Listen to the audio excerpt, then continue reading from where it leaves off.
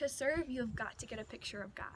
And once you have a picture of him and you understand more of who he is and what he's done for you, that just translates into how you want others to experience him too. And serving is one way that you can influence others for Christ. And I'm so glad I found that out as a middle schooler, that I was able to serve God throughout my years in school, and it's even translated into college. But I never would have done that or had the opportunity to do that if my kids pastor never would have recruited me and then discipled me to serve. So 3 reasons why you should find young people in your ministry or outside of your ministry to bring on and disciple is: number 1, first of all, you're called to make disciples. Number 2, it can further your kids' ministry goals. And number 3, it's a joy to see others catch your vision and run with it. So number 1, you're called to make disciples. And if Jesus commands it, then we've got to do it. And as a disciple, Jesus takes it even further. He says that we're supposed to serve with all of our heart and with all of our mind and with all of our soul. Deuteronomy 11:13 says that. And combined with that, James 2:17 says that faith without actions is dead. And one of those actions that can make our faith come alive is serving. When you invite young people to serve in your ministry, that should be an honor. You're helping them come alongside the call that Jesus has given them and to be able to succeed at doing what he created them to do.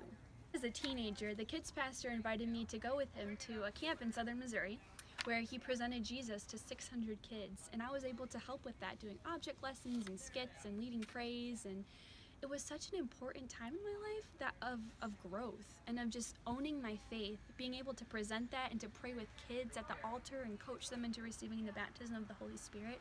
That was such a significant time in my serving experience, and that never would have happened if he wouldn't have recruited me and discipled me along the way to serve in kids ministry. Another thing, on Sunday mornings, it was very awesome to see how God can use the gifts that I have to serve kids. And Sunday mornings really grew me as a person and grew me in my gifts for ministry as well. And so that was a significant time in my life that happened because the kids pastor saw potential in me and recruited me and then discipled me along the way. The second reason that you should help young people serve is because it can further your kids' ministry goals. I know that one of the goals that my children's pastor had was to create lifelong followers of Jesus. And as a kids pastor, modeling following Jesus and choosing him and serving him to young people is one way that they can understand that it's such an important thing to serve Jesus. You know, as a teen, I was able to follow my children's pastor's example. And one of the things that he did at our church was he created a discipleship and leadership program. And I was a part of that. And one of the main things of that program is to not just teach ministry techniques, but also teach how to become a successful follower of Jesus. And that included having a quiet time and spending time with Jesus on a weekly basis and being held accountable for that. That was one of the most important things that I ever learned from the children's pastor there. And that never would have happened if he wouldn't have recruited me and helped me serve and then invited me into this leadership program. If you have a teen who can grab a hold of that and stick close to Jesus for their lifetime, just think of the impact that you have in their life and in countless others as the teen decides to stick close to the Holy Spirit and follow his leading as he or she impacts the world. You know, also when you serve, or when young people serve, God honors that. God honors the choice to serve him. And it's a healthy activity. It is such a healthy activity that has spiritual benefits. Think about it this way. Say there is a little pool of water right next to the ocean, and the ocean constantly feeds it. It's constantly getting fed with all the nutrients, all the minerals, but it has no place to go. It's just in this little pool, so the water becomes very stagnant and very unhealthy, and then everything inside just dies because there's no natural flow to it. There's no outlet. There's nothing that the water can go. There's nowhere the water can go. But also think of it this way. What if when the ocean fed into this pool, there was also an outlet, a little river that the pool water could go into? That way, the nutrients and minerals from the ocean can move through the pool and out the river. So it creates a healthy balance and a healthy ecosystem.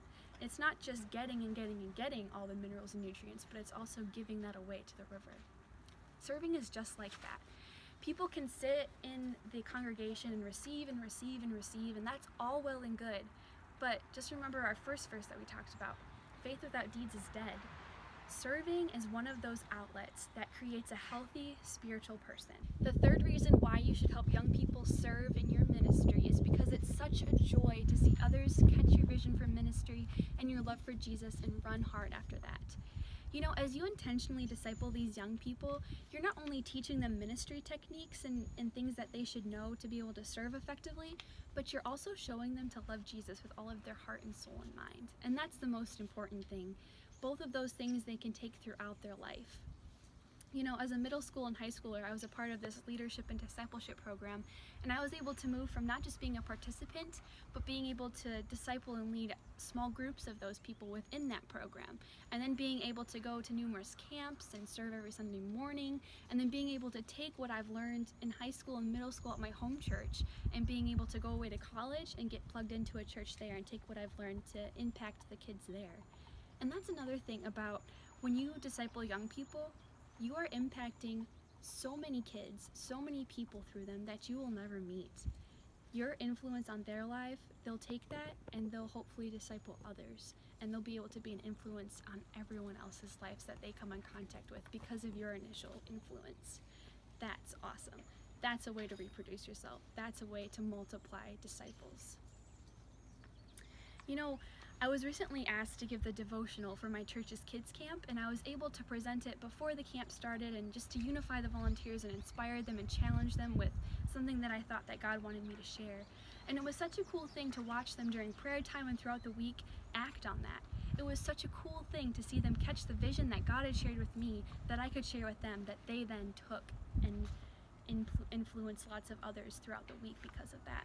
Maybe you felt that too. Maybe you felt that joy to see someone catch your vision or run hard with an idea or do super well with this one thing. I want that for you. I want that for your ministry, to be able to see that young people are such a great resource to have in your church. So influencing young people and intentionally discipling them in ministry and helping them serve is such a valuable thing, because one, you're called to make disciples.